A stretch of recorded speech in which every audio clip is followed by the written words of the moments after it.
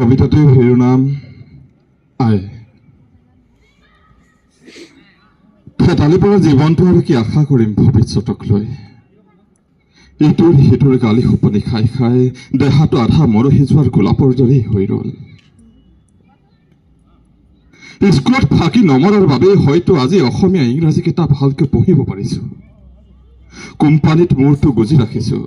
মাহেকৰ শেষত ভণ্টিৰ টিউচনৰ খৰচ, দেউতাৰ নিয়মীয়া চিকিৎসা আৰু ইয়াতকৈ বেছি একো নাই। আয়ো, তোৰ চাগে ধাৰ পৰিশোধ কৰিব নোৱাৰিম।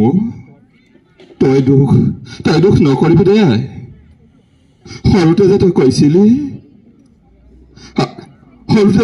কৈছিলো আজি অমুকটো নাই, স্কুল নাযাওঁ, আজি তমুক নাই, কিতাপ নপঢ়ো। তই উধাওটো খাই আৰ ঘৰৰ বাচন, তাৰ ঘৰৰ কাপোৰ, যি যেনেকৈ পাৰ ধুই পখালি মোক পঢ়াৰ যোগাৰ কৰি দিছিলি। আৰু যে কৈছিলি পঢ় বোপাই, পঢ়ি শুনি ডাঙৰ মানুহ হ'ব লাগিব।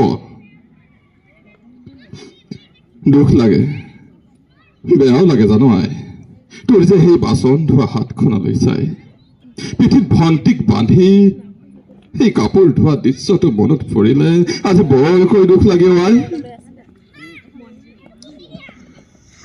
মোৰ চাকৰিৰ নামত দেউতাই বন্ধকত দিয়া মাটিডৰা আজিও আনৰ হৈ আছেও।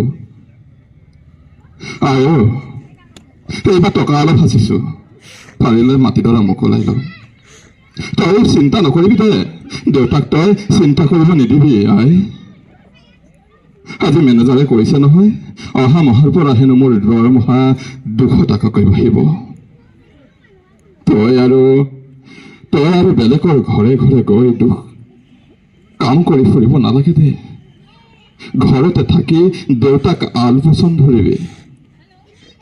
মাহেকৰ শেষত চাউলকেইটা ময়ে দিম। একো নাপালে আই, বাৰীৰ পিছফালৰ সেই ঢেঁকীয়া আৰু পচলাকে খাবি। আই, এইবাৰ দৰমহা পালে তোক হাৱাই চেণ্ডেল এযোৰ কিনি দিম দে। তোৰ গৰুহা হিৰত লগা চেণ্ডেলযোৰ আৰু পিন্ধিব নালাগেও। তই সেইযোৰ পিন্ধিলে স্কুলৰ লগৰবোৰে কি বুলি কয় জান? সিহঁতে কয় তই চকুত চশমা পিন্ধ আৰু তোৰ আই ভৰিৰ তলত। খঙো উঠে, বেয়াও লাগে, কাজিয়াও কৰিব নোৱাৰো, কাৰণ আমিবোৰ সৰু মানুহ যে আই। পুলিচক সন্তুষ্ট কৰিবৰ পৰা ক্ষমতা আমাৰ নাই। শুনিছো এইবাৰ হেনো ভণ্টিৰ মেট্ৰিকৰ ৰিজাল্ট দিব। তই তাইক ক'ত পঢ়াম, কেনেকৈ পঢ়াম, সেইবোৰ চিন্তা নকৰিবি। মোৰ চেন মটকা নথকা চাইকেলখন গ্ৰাহক লগাই ৰাখিছো। মই কামলে খোজেৰে অহা যোৱা কৰিম দে, আধা ঘণ্টাহে বাট।